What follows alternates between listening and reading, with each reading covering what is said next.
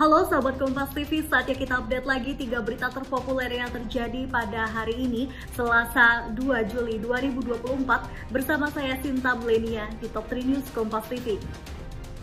Langsung ke berita yang pertama pada hari ini, sahabat Kompas TV, Deddy Mulyadi bersama ayah Peggy Setiawan mendatangi Pengadilan Negeri Bandung pada hari ini. Kedatangan Deddy Mulyadi ini untuk memantau proses uji Pengadilan Negeri Bandung yang diajukan oleh tim kuasa hukum Peggy Setiawan. Sekitar pukul 9 pagi, Deddy Mulyadi bersama ayah Peggy Setiawan, Rudi Iriawan, mendatangi Pengadilan Negeri Bandung untuk menyaksikan sidang lanjutan pra-peradilan yang diajukan tim kuasa hukum Peggy Setiawan. Deddy Mulyadi berharap sidang pra-peradilan ini berlangsung secara objektif sehingga publik bisa mendapatkan hasil yang objektif dan bagian dari kepastian hukum di Indonesia.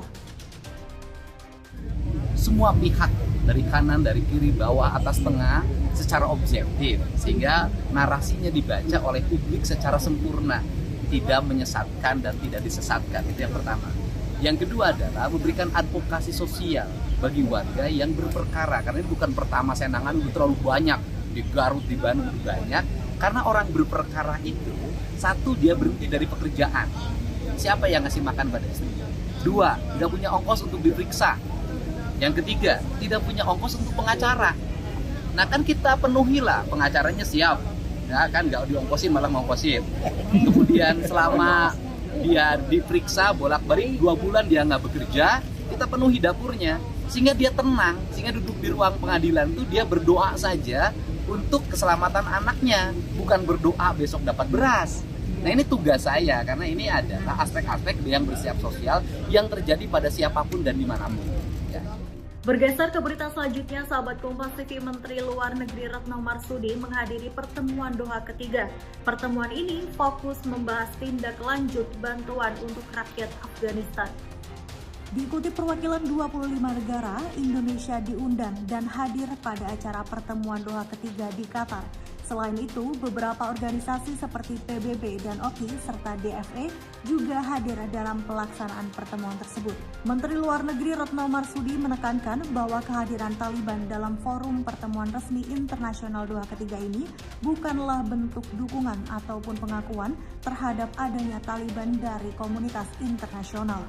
Untuk pertama kalinya di pertemuan Doha ketiga ini, hadir otoritas de facto atau de facto authority atau DFA di Afghanistan, yaitu Taliban.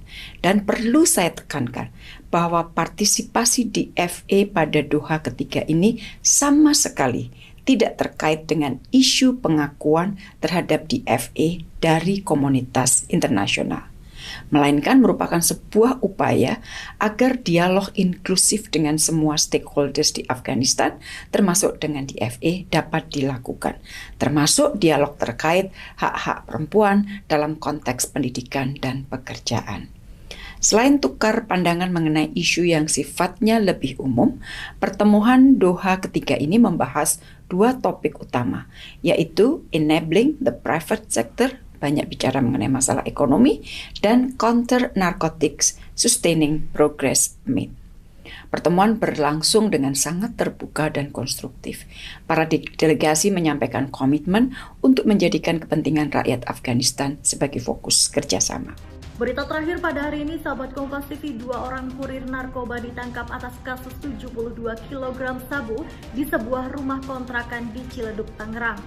Kombes Pol Ade Ari mengatakan tersangka utama berinisial R yang berusia 29 tahun merupakan seorang residivis yang baru saja bebas pada bulan Januari lalu untuk kasus narkoba serupa. Ade Ari menyebut dalam penangkapan ditemukan 72 bungkus narkotika jenis sabu dengan berat rata-rata sekitar 1 kg per bungkusnya. Tersangka yang satu yang usia 29 itu adalah residivis, ya. Bulan Januari dia baru saja bebas dari pelaksanaan proses hukuman yang sebelumnya dia juga melakukan hal yang sama, tindak pidana narkoba juga. Dan yang kedua itu usianya 19.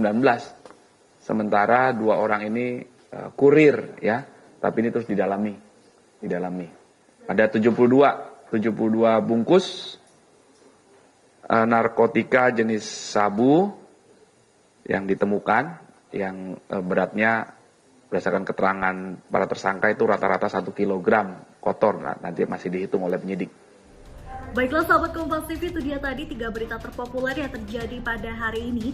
Jangan lupa untuk like, komen, dan share video ini. Dan jangan lupa untuk klik tombol subscribe pada channel Kompas TV untuk berita update lainnya. Saya Sinta Melenia, pamit undur diri dan sampai jumpa.